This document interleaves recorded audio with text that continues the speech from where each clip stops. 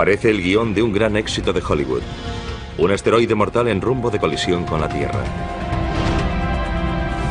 Pero ¿existe en la realidad una apocalíptica roca gigante que amenaza con destruir la civilización? La pregunta no es si va a ocurrir, sino cuándo ocurrirá. Un asteroide acabó con los dinosaurios hace 65 millones de años. ¿Somos los siguientes? Salgamos en busca de estos asesinos cósmicos. Evaluemos su amenaza y analicemos las mejores formas de acabar con ellos antes de que ellos acaben con nosotros.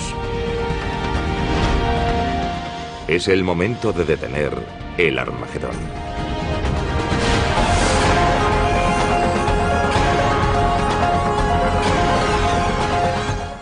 El universo, Armagedón.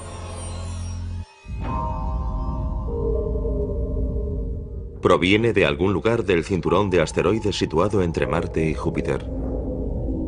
Es un inmenso grupo de rocas y escombros en rotación y avanza hacia la Tierra.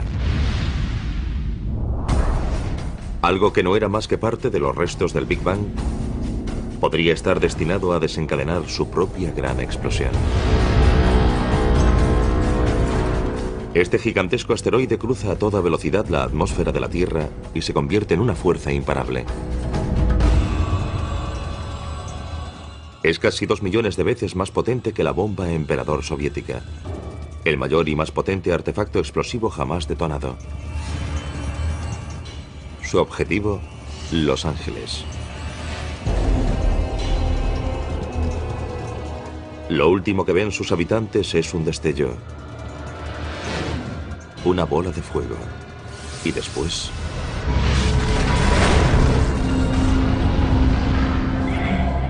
Si este asteroide fuese tan grande como cabe imaginar, un asteroide de 10 kilómetros, estaríamos hablando de un cráter casi 10 veces mayor. Formaría un cráter de unos 80 kilómetros. Toda la ciudad de Los Ángeles quedaría reducida a un inmenso cráter.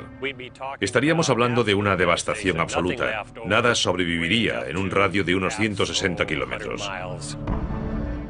Incluso en San Diego sufrirían enormes terremotos y ondas expansivas. Los vientos lo arrasarían todo en 300 kilómetros a la redonda. Ningún ser vivo sobreviviría en un radio de unos 1.600 kilómetros. Y eso solo tras el impacto inmediato. A continuación volvería a caer sobre el planeta una gran cantidad de restos. Sería como ver un árbol de Navidad con muchos adornos saliendo despedidos en todas las direcciones. Y después se verían enormes incendios. Arderían enormes zonas del planeta que liberarían aún más hollín y ceniza en el aire que ocultarían la luz del sol. Después, las temperaturas caerían en picado y tal vez se extinguiría toda forma de vida.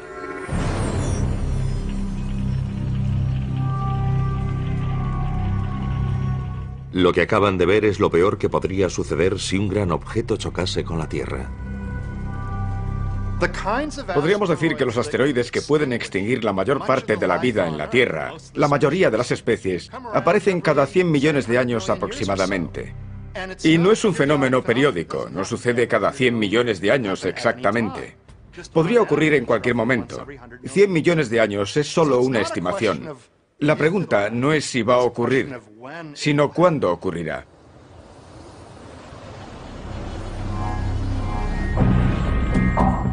La Tierra recibe impactos de asteroides y cometas desde el mismo momento de su creación. Poco tiempo después de su formación, hace unos 4.500 millones de años, nuestro planeta se convirtió en un blanco frecuente, una especie de galería de tiro cósmica. Los asteroides y los cometas trajeron a la Tierra primitiva la mayor parte de los materiales orgánicos y el agua que hicieron posible el origen de la vida. Otras colisiones posteriores, como la que acabó con los dinosaurios hace 65 millones de años, influyeron en la evolución, permitiendo que la especie más adaptable, nosotros, alcanzásemos la cumbre de la cadena alimentaria. Por lo tanto, casi debemos nuestra propia existencia a estos objetos amenazadores. Según la base de datos de impactos terrestres, se han identificado más de 160 cráteres de impacto. El mayor es el de Chicxulub. que en lenguaje maya significa la cola del diablo. Este cráter de más de 175 kilómetros de diámetro fue hecho por el asteroide que acabó con los dinosaurios tras caer frente a la península del Yucatán en México. Esta base de datos también incluye el cráter del meteorito Barringer, situado en el norte de Arizona, y que hoy es una atracción turística. Este agujero de varios kilómetros de ancho fue causado por una enorme roca cósmica de mineral de hierro que colisionó con la Tierra hace unos 50.000 años. Mucho más recientemente, un enorme objeto cercano a la Tierra dejó también una importante huella, aunque no un cráter. En 1908 explotó sobre Tunguska, en Siberia, con la energía de una bomba de 15 megatones, más de 1000 veces la potencia de la bomba lanzada sobre Hiroshima. Ni siquiera llegó al suelo, pero la onda de choque de su explosión en el aire aplastó todos los árboles y la vegetación de la zona. Fue como si una gigantesca mano bajase del cielo para aplastar todos los bosques y los árboles. Esa fue la magnitud de la devastación de Tunguska. Si lo sucedido en Tunguska hubiese ocurrido sobre Moscú, Nueva York o Los Ángeles, la devastación habría sido catastrófica. Habría destruido por completo esa ciudad y una amplia zona en torno a ella. Las probabilidades de que se repita lo sucedido en Tunguska son escasas. Quizás suceda una vez cada 500 años. Pero es un posible desastre que no podemos permitirnos ignorar. Por eso la NASA creó el programa de objetos cercanos a la Tierra en el Laboratorio de Propulsión a Chorro. Su misión es encontrar los asteroides que representan una amenaza mayor para la Tierra. El primer paso para detener el Armagedón. Una estimación de 32,08 posiblemente. Cuando me preguntan sobre los aspectos más importantes del programa de objetos cercanos a la Tierra, siempre señalo 3. Encontrarlos pronto y encontrarlos pronto. Porque si logramos encontrarlos 10, 20 o 30 años antes de que surja algún problema, podremos desarrollar la tecnología para mitigar su amenaza. El programa de objetos cercanos a la Tierra utiliza a tiempo completo 5 telescopios situados en el sudoeste americano y otros puntos del planeta. Rastrean el cielo en busca de asteroides, especialmente aquellos que miden al menos 1 kilómetro de diámetro. El impacto de un asteroide de ese tamaño podría causar estragos en toda la Tierra. Podemos comparar la búsqueda de estos asteroides con el proceso de averiguar dónde caerá una pelota de golf una vez golpeada. Imaginemos que en vez de ver todo el vuelo de la pelota de golf, solo dispongo de unas pocas instantáneas. Con unos fotogramas de su movimiento tengo que averiguar dónde va a caer. En primer lugar, he de distinguir correctamente la pelota de golf de los demás objetos de la imagen, como árboles, aves e incluso otras pelotas de golf diferentes. Una vez que he identificado la pelota de golf en cada una de las imágenes, utilizo mis conocimientos sobre las leyes de la gravedad para trazar una trayectoria correcta que me permita averiguar dónde caerá. Del mismo modo, para buscar asteroides, tenemos que tomar instantáneas de distintas partes del cielo y distinguir los asteroides de las estrellas, de las galaxias y de cualquier fenómeno transitorio como los rayos cósmicos. A continuación, aplicamos las leyes de la gravedad para encontrar un modelo de órbita que encaje y averiguar dónde caerá.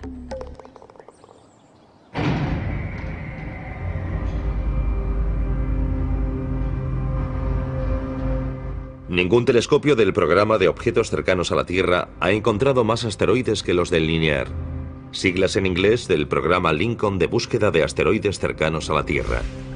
Desde su emplazamiento en el sur de Nuevo México, han descubierto casi la mitad de los cerca de 5.000 asteroides cercanos a la Tierra conocidos, entre ellos aproximadamente el 50% de los 600 objetos que miden al menos 1 kilómetro.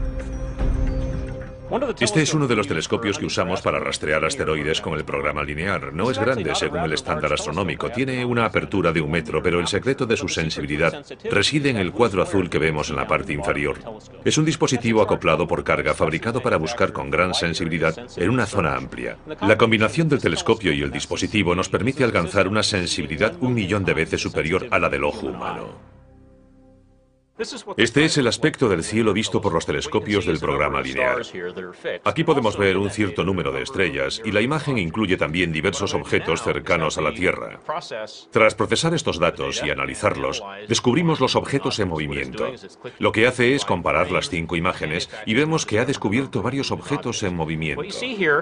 Los que tienen este aspecto son asteroides del cinturón principal, situado entre Marte y Júpiter. No representa ninguna amenaza, pero también encontramos otros que son muy diferentes. Este va en sentido opuesto al cinturón principal y mucho más rápido. Este parece ir a su encuentro. Son objetos cercanos a la Tierra y de hecho son 2 de los que descubrió el programa linear. El programa linear envía sus datos al Centro de Planetas Menores en Cambridge, Massachusetts, el centro de referencia en la búsqueda de objetos cercanos a la Tierra. La función del centro es relacionar las nuevas observaciones de objetos cercanos a la Tierra con las ya existentes y ajustar las órbitas de los objetos cercanos a la Tierra en general. Con esas órbitas, otros grupos pueden realizar observaciones físicas utilizando telescopios para determinar el tamaño real de esos objetos. El Centro de Planetas Menores considera que un asteroide es potencialmente peligroso si su órbita lo sitúa a menos de 8 millones de kilómetros de la Tierra. Estaría demasiado cerca para nuestra tranquilidad cósmica y sin duda merecería entrar en la escala de Turing, una guía que los científicos utilizan para evaluar el nivel de amenaza que representa un asteroide. Es una escala del 0 al 10. 10 es la destrucción absoluta y 0 que hay muy poca o nula probabilidad de algún tipo de impacto. La calificación más alta que un objeto ha recibido hasta la fecha en la escala de Turing ha sido la de un asteroide llamado Apophis. Apophis fue bautizado con el nombre del dios egipcio de la destrucción y en cierto momento fue clasificado con un 4 en la escala de Turing. En las semanas siguientes a su descubrimiento en diciembre de 2004, hubo una temporada en la que parecía tener un 2,7% de probabilidades de chocar con la Tierra en 2029. Es una probabilidad entre 37, una probabilidad propia de la ruleta, no de la lotería. En ese momento todo el mundo empezó a prestar una atención especial a Apophis como una posible amenaza en 2029. Apophis mide unos 270 metros de largo y tiene la energía de una bomba de 500 megatones, suficiente para destruir una gran ciudad o causar un tsunami devastador.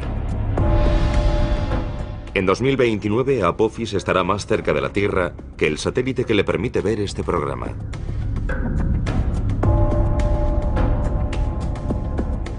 A pesar de esta proximidad tan poco frecuente, los análisis ópticos y los realizados mediante radar han descartado la amenaza de un impacto con la Tierra, lo que equivale a un 0 en la escala de Turing. Sin embargo, la órbita de Apophis podría cruzar una zona que la modificase. Eso significaría una probabilidad entre 45.000 de otro encuentro con la Tierra en 2036. Estamos estudiando minuciosamente la posibilidad de una colisión en 2036. Sin embargo, tendremos 2 magníficas oportunidades de observar a Apophis. Una en torno al año 2013 y otra en torno al año 2021. Estamos bastante seguros de que entonces podremos descartar la posibilidad de un impacto. En el caso improbable de no poder descartar la posibilidad de un impacto, aún dispondríamos de mucho tiempo para evitar la colisión mediante alguna forma de mitigación. El siguiente paso para detener el Armagedón es adoptar una medida de mitigación. ¿Cómo podemos evitar que Apophis o cualquier otro gran asteroide choque con la Tierra y cause una enorme devastación? La respuesta más obvia podría ser también la peor opción de todas.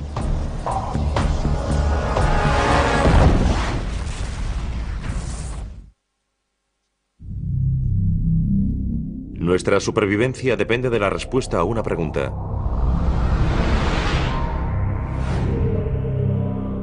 Si descubrimos un gran asteroide en rumbo de colisión con la Tierra, ¿podemos hacer algo para evitar que ocurra? Podemos pensar en el impacto de un asteroide como un gran desastre natural, pero lo que lo diferencia de los desastres naturales que conocemos, como los huracanes, los terremotos, etc., es que en principio se pueden prevenir. Por lo tanto, nuestra tarea no se limita a paliar sus consecuencias, sino a intentar evitarlo. Es una diferencia importante. Esta prevención de un gigantesco impacto con la Tierra nos lleva al segundo paso para impedir el Armagedón: mitigar su riesgo. Neutralizar un objeto letal cercano a la Tierra no es tarea fácil. Solo hay que fijarse en las películas de Hollywood. O quizás no.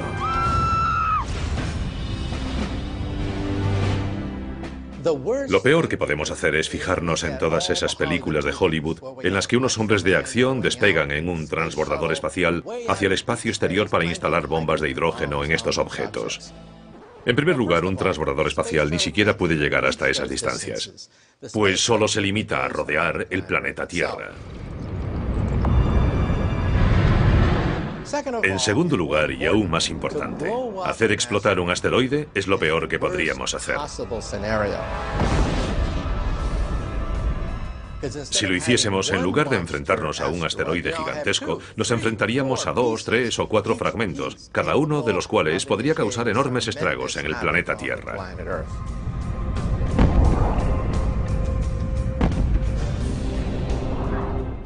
Si fuese un objeto grande y dispusiésemos de tiempo suficiente, podríamos intentar hacerlo explotar con la esperanza de que sus restos, o la mayor parte, no alcanzasen la Tierra. Pero podríamos detectar con suficiente antelación cualquier objeto grande. Por tanto, los que nos plantean mayores dificultades son los objetos pequeños y más numerosos. Su destrucción pura y simple, como las explosiones al estilo de Hollywood, es demasiado arriesgada y a lo sumo quedaría reservada para los asteroides de mayor tamaño. Pero existe una forma más segura de evitar el peligro que implica un objeto cercano a la Tierra: desviarlo. Si un asteroide se dirige hacia la Tierra en rumbo de colisión, la mejor opción es modificar su órbita muy ligeramente para alejarlo de la Tierra sin romperlo. Es mucho mejor que fragmentarlo, porque no puedes hacer que desaparezca. Simplemente lo rompes en pedazos. Bombardeándolo solo conseguiremos hacerlo pedazos y eso podría causar un daño mucho mayor. Ese sería el gran peligro. Para que su desvío suponga el mejor resultado posible, cuanto antes lo detectemos mejor. Dispondríamos de años o incluso décadas. En pocas palabras, detectarlo lo antes posible equivale a desviarlo lo antes posible. Más importante aún, cuanto más lejos esté el asteroide, menos fuerza tendremos que aplicar para lograr un gran cambio en su órbita. Para demostrarlo, vamos a jugar al hockey. Cuanto más lejos de la portería golpee el jugador el disco, menos habrá que desviarlo para evitar un gol. Sin embargo, si el jugador lo golpea mucho más cerca de la portería, hará falta una desviación mucho mayor para evitar el gol. Ahora imaginemos que el disco es un asteroide y la portería es la Tierra. La mejor opción sería desviar el asteroide modificando su velocidad. Si podemos hacerlo con suficiente antelación, por ejemplo 10 años, solo necesitaremos cambiar su velocidad menos de 1 centímetro por segundo.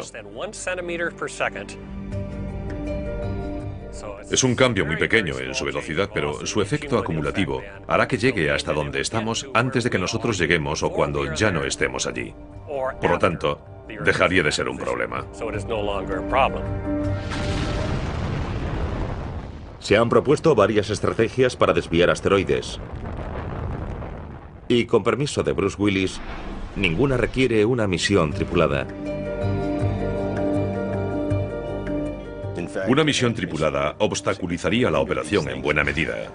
Con la tecnología y los vehículos actuales no podemos alejarnos mucho de la Tierra. Eso limita nuestra capacidad para resolver uno de estos problemas, ya que el momento óptimo para desviar el asteroide podría coincidir con su paso por el lado opuesto del Sol.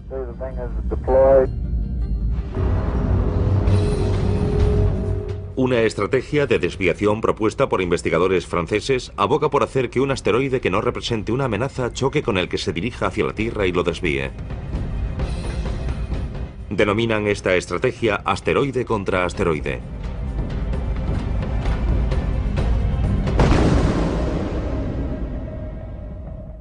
Entra dentro de lo posible, pero intentar situarlo donde queramos para que no choque con la Tierra es de por sí discutible.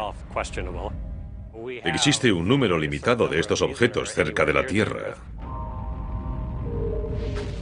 Y estamos hablando de encontrar y acercar con facilidad a la Tierra uno de los asteroides que podrían representar una amenaza de impacto con la Tierra. Por lo tanto, no me decantaría por acercarlo para disponer de él más adelante.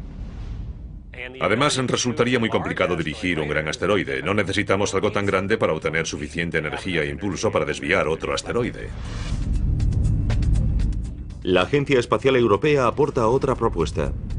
Está diseñando una misión denominada Don Quijote. En lugar de atacar molinos de viento, la agencia pretende modificar el curso de un asteroide que no represente una amenaza mediante el lanzamiento de una nave espacial llamada impactador cinético para que choque con él.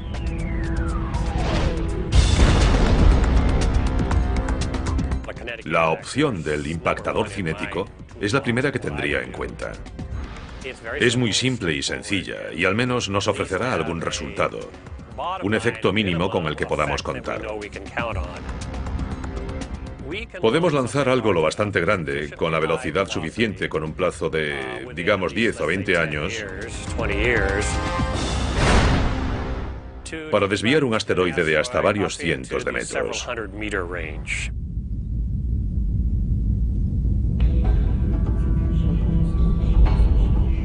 Tanto el impactador cinético como la estrategia asteroide contra asteroide requieren una gran colisión para desviar la amenaza de un objeto cercano a la Tierra. Pero otras propuestas sugieren que podría ser posible detener el Armagedón con un simple haz de luz.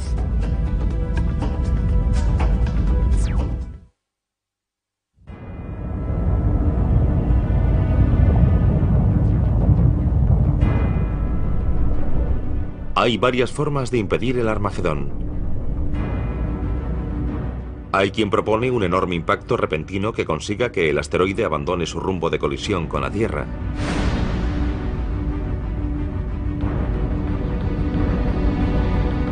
Otros sugieren que se puede lograr sin una colisión utilizando otros medios, como una explosión nuclear cerca del asteroide que lo aleje de su peligrosa trayectoria.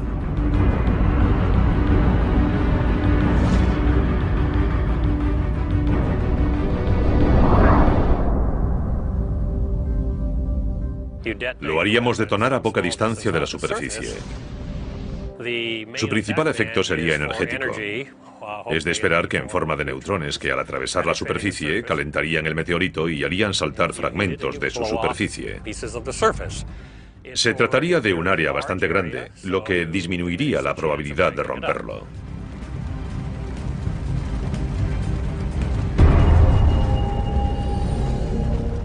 Pero hay un problema.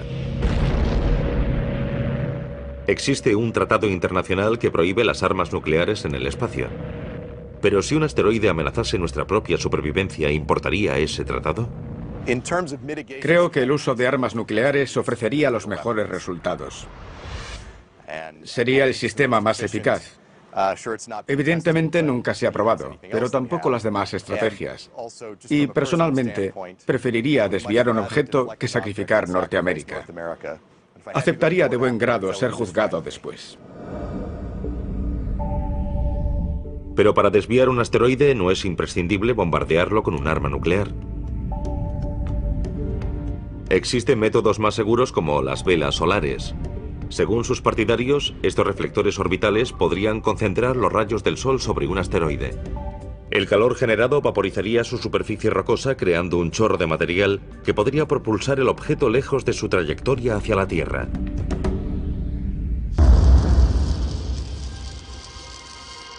También podríamos utilizar rayos láser. Si nos permiten cortar los metales más duros y realizar intervenciones quirúrgicas delicadas, tal vez una versión más potente podría desviar un asteroide. La opción del láser es muy atractiva porque resulta más económica y es más sencilla. Podría realizarse mediante una nave robótica. El láser dirigiría hacia el asteroide un rayo de luz. Este haría que se desprendiese material y lo movería. No tendríamos que transportar hasta allí el material que aplicaría una fuerza sobre el asteroide. El láser puede ser dirigido de manera muy precisa y muy gradual. Podría hacerse en un plazo de 3 meses. En los años 80, un equipo de investigadores descubrió accidentalmente el potencial del láser mientras experimentaba con pulsos cortos sobre una oblea de silicio, un material similar a la superficie de un asteroide.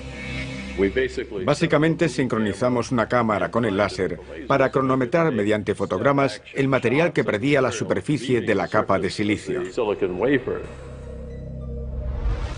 Y nos sorprendió nuestro propio descubrimiento. Pudimos ver cómo perdía fragmentos de material. Pudimos ver cómo se vaporizaban. Fue un descubrimiento científico y también tecnológico. Por relevante que fuese aquel descubrimiento, hay una gran diferencia entre una oblea de silicio y un asteroide. Pero según sus partidarios, tal diferencia resulta salvable con un pulso de láser 5000 veces más potente que los que usamos a diario en la Tierra.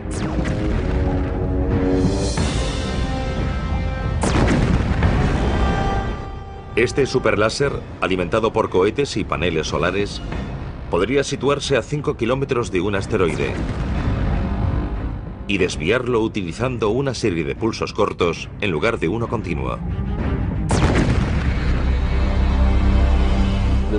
Un pulso muy corto podría aplicar suficiente intensidad a la superficie del asteroide para desprender material. Cuando ese material saliese despedido del asteroide, lo empujaría en la dirección que deseásemos que se moviese.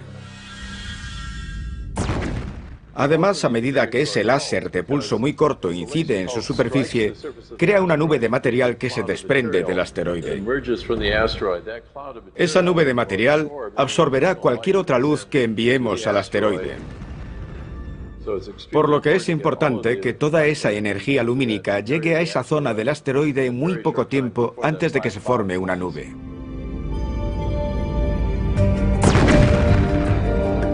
Según algunos expertos, el láser e incluso las velas solares podrían funcionar, al menos en principio. La intensa luz que ambos emiten es ajustable y adaptable a todo tipo de asteroides. Y el material expulsado, meras nubes de polvo, no suponen ninguna amenaza para la Tierra. Sin embargo, sus posibles inconvenientes podrían resultar insalvables. Mantener en el lugar correcto la fuente del láser o un gran espejo solar es algo muy difícil y habría que hacerlo durante mucho tiempo. La reflexión solar plantea además la cuestión del polvo expulsado. ¿Cómo afectará al espejo solar? Por lo tanto, existen problemas importantes a largo plazo que no sabemos si podremos resolver en un futuro. En este momento no hay duda de que está más allá de nuestra capacidad. Hoy disponemos de láseres continuos que producen más energía, 25 o 50 kilovatios. Se han construido con fines militares y tienen más potencia de la necesaria. El tipo que proponemos requeriría incrementar la potencia del láser de pulso ultracorto hasta un mínimo de 5 o quizá 10 kilovatios. Un esfuerzo concentrado nos permitiría fabricarlo en un plazo de 5 a 10 años. Podríamos lograrlo si existiese la intención de hacerlo. ¿Y por qué limitarse a un solo láser?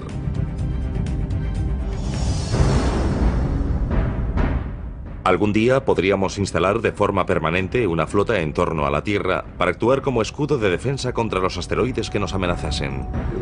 Así evitaríamos el peligro de tener que resolver el problema a última hora enviando armas nucleares al espacio para intentar volar el asteroide, algo que probablemente es una mala idea. Los láseres parecen potenciales deflectores de asteroides, pero pasará mucho tiempo antes de que sean una opción viable. Mientras tanto, debemos prestar atención a otra propuesta de mitigación. Es la idea de dos exastronautas que insisten en que es la única forma de detener el Armagedón.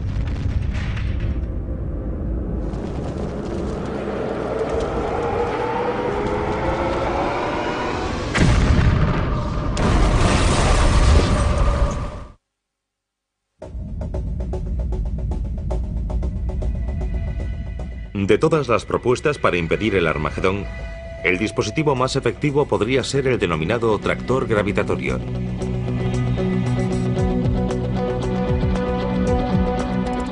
Aplica un principio muy simple para hacer frente a una tarea muy complicada. Sabemos que todo lo que existe en el espacio tiene una fuerza gravitatoria, también los asteroides. Además sabemos que una nave espacial interactúa gravitatoriamente con el asteroide. Por lo tanto, si una nave se aproximase lo bastante al asteroide, podría comenzar a alejarlo lentamente de su trayectoria, si pudiésemos llegar a tiempo hasta él. El tractor gravitatorio ha sido desarrollado por la Fundación B612, bautizada con el nombre del asteroide que aparece en El Principito, y está ganando popularidad gracias a los esfuerzos de sus principales defensores, dos exastronautas llamados Ed Lu y Rusty Schweiker. El concepto de tractor gravitatorio se basa en una desviación muy débil pero muy precisa. Por eso no recomendamos su uso para lo que denominamos desviación principal. Su objetivo es que el asteroide no se dirija hacia la Tierra.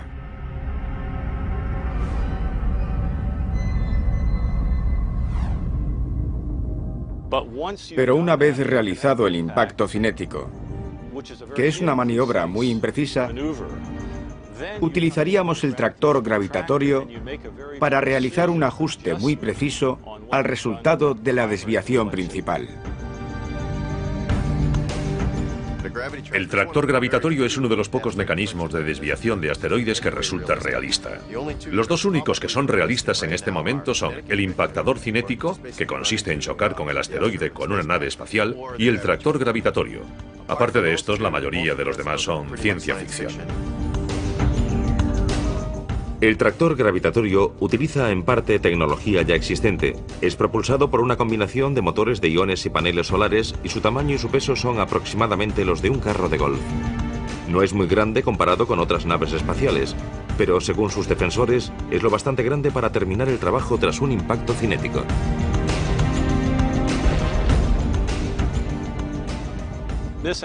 El asteroide estaría girando sobre uno de sus ejes o de algún otro modo. Llegaríamos con el tractor gravitatorio y lo situaríamos aquí si quisiésemos arrastrarlo en esta dirección.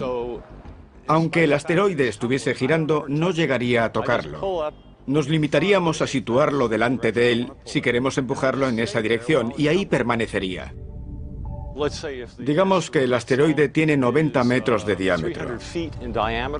Entonces nos situaríamos a 75 metros del centro de gravedad del asteroide aproximadamente. En otras palabras, a una distancia aproximada de 1,5 veces el radio del asteroide. Impediríamos que nos atrajese la gravedad del asteroide. Dirigiríamos los propulsores del motor de iones hacia un lado para no hacerlo explotar. Eso nos permitiría permanecer allí una semana, un mes, un año o lo que fuese necesario. Los motores de iones duran mucho tiempo. Y como el tractor gravitatorio dispondría de un transpondedor de radio, podría ser localizado con mucha precisión desde la Tierra. Eso permitiría saber con exactitud los cambios que ha sufrido la órbita del asteroide. estaríamos modificando la composición del sistema solar sin tocar nada. Su capacidad para realizar movimientos controlados y precisos es la principal ventaja del tractor gravitatorio. Una vez desviado cualquier asteroide, debemos asegurarnos de que no regrese y choque con nosotros en un futuro. El tractor gravitatorio nos permite medir con precisión hacia dónde se dirige y realizar pequeñas correcciones que nos aseguren que no regresará. A pesar de esta ventaja, el principal inconveniente del tractor gravitatorio es su poca fuerza. Quizá demasiado poca para afectar a un asteroide realmente grande. Para ser efectivo, el tractor gravitatorio necesita mucho tiempo y que el asteroide sea pequeño. Tendría que ser mucho más pequeño que 1 kilómetro. Tal vez 150 o 300 metros.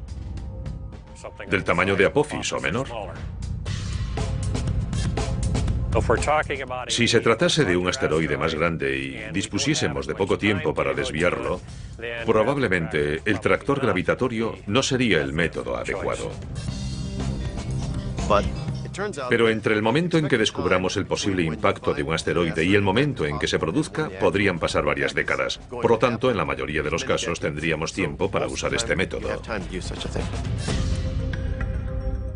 En el momento en que podamos sufrir el impacto de algo tan grande, dispondremos de tecnología que hoy ni podemos imaginar. Utilizaremos algo distinto al tractor gravitatorio.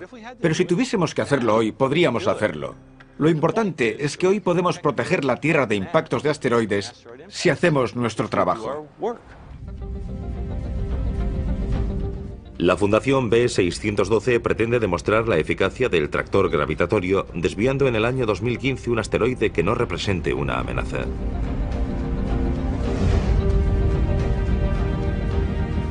Si descubrimos que un asteroide puede chocar con la Tierra y decidimos desviarlo, ese no sería un buen momento para realizar un vuelo de prueba. Ese vuelo debe hacerse con antelación para poder solucionar posibles errores. La clave es convencer a la NASA de que debería demostrar que dispone de esa capacidad antes de tener que utilizarla. Ese es el problema. Podrían estar en juego millones de vidas. Es una prueba sencilla y barata.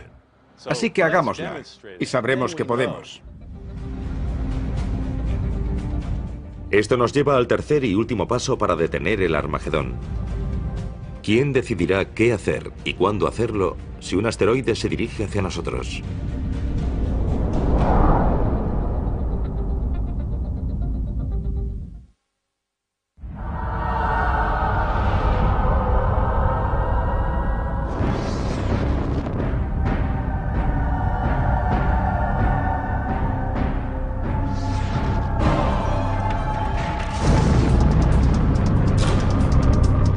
Hay tres pasos fundamentales para detener el Armagedón. Los dos primeros comprenden la detección del asteroide y la mitigación del riesgo que implica. El tercero, y quizá el más complicado, es quién tomará la decisión de actuar.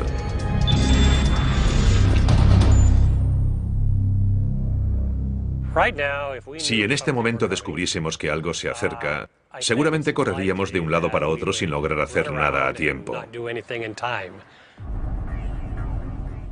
Creo que deberíamos disponer de alguna especie de manual que nos diga qué hacer cuando el asteroide se aproxime.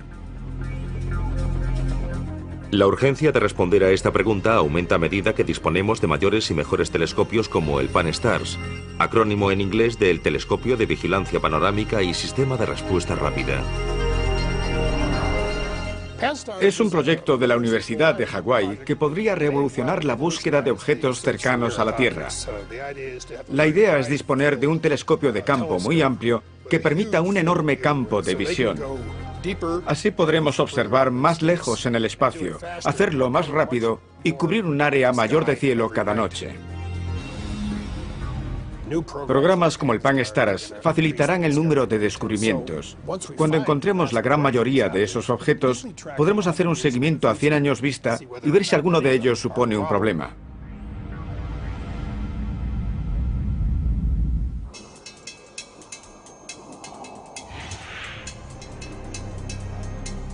Algunos expertos han pronosticado que en los próximos 10 o 20 años podríamos descubrir 1 millón de nuevos objetos cercanos a la Tierra. A eso hay que sumar los más de 5.000 que ya hemos encontrado. Incluso con este aumento exponencial, seguirá siendo posible que un objeto espacial, tal vez un cometa, pueda evadir la detección y chocar con la Tierra. Los cometas pueden surgir de la nada. Proceden de los rincones más lejanos del sistema solar, y cuando alguno llegue, podríamos disponer solo de un par de años o menos para preparar un intento de desviarlo. No sabemos con certeza que no hay ningún cometa viniendo hacia nosotros. Pero los cometas no suelen acercarse a nuestro planeta. Estamos bastante seguros de que son los asteroides los que suponen el principal peligro para la Tierra. Podríamos ser golpeados por un asteroide del que no tenemos constancia. Muchos seguimientos están orientados a la búsqueda de grandes asteroides de más de 1 kilómetro. Nos interesan especialmente objetos de unos 150 metros de los que hemos encontrado solo un pequeño porcentaje. El seguimiento de esos objetos potencialmente peligrosos tendrá que incrementarse en un futuro. Por ahora, no existen protocolos sobre las medidas a tomar, cuándo actuar y quién tomará esas decisiones en el caso de un impacto inminente con la Tierra. ¿Quién tiene la autoridad y la capacidad de proteger la Tierra? El protocolo actual de la NASA es encontrarlos, hacer un seguimiento y clasificarlos. ¿De qué están compuestos? ¿Cómo se forman? Todavía no cuentan con un protocolo de mitigación. Parece lógico pensar que el impacto de un asteroide sería un problema internacional. Así que será necesaria cierta cooperación internacional para decidir quién hará algo y cuándo lo hará. Las decisiones internacionales son muy lentas. Creo que es importante que los países se reúnan y discutan un protocolo sobre cómo se tomaría una decisión así. Si esas discusiones se posponen hasta que descubramos uno, quizá las discusiones ocupen el tiempo en el que deberían hacer algo. La buena noticia es que esto podría unir a los pueblos del mundo en torno a algo que nos afecta a todos y que podríamos resolver trabajando juntos. Es un riesgo que afecta a todo el planeta, no solo a un país y no solo a las naciones que disponen de un programa espacial. Si la responsabilidad recae sobre estas naciones, ¿quién pagará por ello? ¿Quién dirá qué hay que hacer? ¿Quién tomará la responsabilidad? Estamos trabajando con las Naciones Unidas para que estén listas para tomar decisiones rápidas. En 2009, la Asociación de Exploradores del Espacio, una organización internacional de personas que han volado al espacio, presentará recomendaciones ante las Naciones Unidas para que la Tierra se prepare para posibles impactos. Será un primer paso. Hasta entonces, las opiniones de estos expertos son la opinión más fundada sobre el tema. Tenemos que pensar que esto es algo importante para la Tierra e importante para los niños. Es importante para las generaciones futuras y en este momento tenemos la voluntad de preparar y aportar las herramientas necesarias para que en caso de que surja una amenaza más adelante, dispongamos de los recursos, la capacidad y los conocimientos necesarios para resolver esa amenaza. Podría suceder algo parecido a lo ocurrido en Tunguska, algo que podría arrasar una ciudad entera, similar a una bomba nuclear. Sin embargo, en una escala de millones de años, quizá 50 millones de años, existe la posibilidad de un impacto que cause la extinción de la vida. Lo más prudente es avanzar hoy mismo, porque nadie sabe cuándo se producirá el próximo impacto. Todo lo que sabemos es que algún día sucederá. No me preocupa un posible impacto en un futuro próximo. Conozco las probabilidades y son escasas. Pero también es poco probable que el avión en el que viajo se estrelle, y aún así invertimos mucho dinero en la seguridad de los aviones. Hay varias formas de afrontarlo. Debemos calcular los riesgos. Debemos determinar cuál es la amenaza y evitarla.